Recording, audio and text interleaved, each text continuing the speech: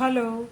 Indian സിനിമയിലെ ഇതിഹാസതാരം ഇർഫാൻ ഖാന്റെ 6ാം ചരമവാർഷിക ദിനത്തോടനുബന്ധിച്ച് സിനിമാ ലോകത്തെ വിസ്മയിപ്പിച്ചുകൊണ്ട് ഏതാണ്ട് 25 വർഷങ്ങൾക്ക് മുമ്പ് ചിത്രീകരിച്ച ഒരു സിനിമ യൂട്യൂബിൽ റിലീസ് ചെയ്തു.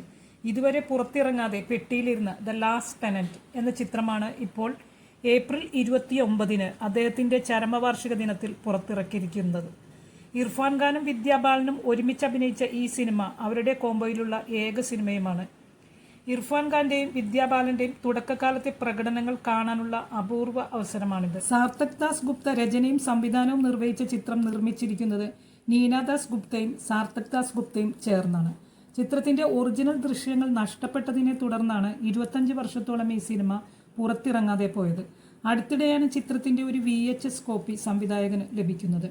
തുടർന്നാണ് ചിത്രം പുനരുദ്ധരിക്കാനും പ്രേക്ഷകരിലേക്ക് എത്തിക്കാനും സാധിച്ചത്.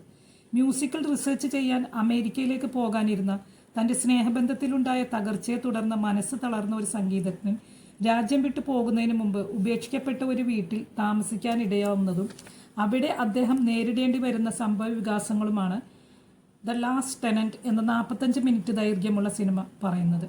സംഗീതവും ഓർമ്മകളും ആഗ്രഹങ്ങളും ഇടകലർന്ന ചിത്രത്തിൽ സൗരഭ് അഗർവാൾ, സബ്യസാചി തുടങ്ങിയവരും അഭിനയിച്ചിട്ടുണ്ട്.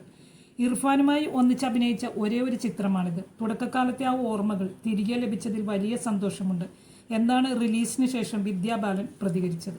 വിദ്യാ ബാലൻ ടെലിവിഷൻ രംഗത്ത് നിന്ന് സിനിമയിലേക്ക് ചുവടുവെച്ച ആദ്യകാല ചിത്രങ്ങളിൽ ഒന്നാണിത്. ഒരുപക്ഷെ അവരുടെ ആദ്യ സിനിമ തന്നെ ഇതാകാമെന്നും കരുതപ്പെടുന്നു. ഇർഫാൻ ഖാൻ എന്ന അതുല്യ പ്രതിഭയുടെ പകരക്കാരനില്ലാത്ത അഭിനയ ശൈലിയും വിദ്യാ ബാലന്റെ തുടക്കകാലത്തെ മാസ്മരിക പ്രകടനവും നമുക്കിതിൽ കാണാം. അധികമാരും അറിയാത്ത വൈകാരികമായ ഒരു ഭൂതകാലത്തിന്റെ ഓർമ്മകളും പേറിയാണ് ഇർഫാൻ ഖാൻ എന്ന അഭിനയ ഇതിഹാസം ജീവിച്ചിരുന്നത്. കുട്ടിക്കാലത്ത് അദ്ദേഹത്തിന് ക്രിക്കറ്റിനോടായിരുന്നു പ്രിയം. സ്കൂൾ കോളേജ് കാലഘട്ടത്തിൽ തുടങ്ങി സംസ്ഥാന ടീമിലേക്കുള്ള ക്ഷണം വരെ എത്തിയ ക്രിക്കറ്റ് ജീവിതം. സംസ്ഥാന ടീമിൽ കളിക്കുമ്പോൾ വരുന്ന ഭാരിച്ച ചിലവ് താങ്ങാനുള്ള സാമ്പത്തിക ശേഷി അദ്ദേഹത്തിന്റെ കുടുംബത്തിനുണ്ടായിരുന്നില്ല. അതോടെ ക്രിക്കറ്റ് എന്ന തന്റെ സ്വപ്നം അദ്ദേഹത്തിന് പാതി വഴിയിൽ ഉപേക്ഷിക്കേണ്ടി വന്നു. നെഞ്ചുരുകുന്ന വേദനയോടെയാണ് സംസ്ഥാന ടീമിലേക്കുള്ള ക്ഷണം അദ്ദേഹം വേണ്ടെന്ന് വെച്ചത്. കുറച്ച് നാളുകൾക്ക് ശേഷമാണ് അഭിനയമോഹം അദ്ദേഹത്തിലേക്ക് എത്തിയത്.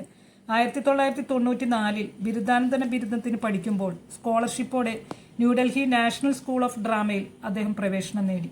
സീരിയലുകളിലൂടെ അഭിനയ ജീവിതം തുടങ്ങിയ അദ്ദേഹം ബോളിവുഡിൽ മാത്രമല്ല ഹോളിവുഡിലും തന്റെ സാന്നിധ്യം അറിയിച്ചു.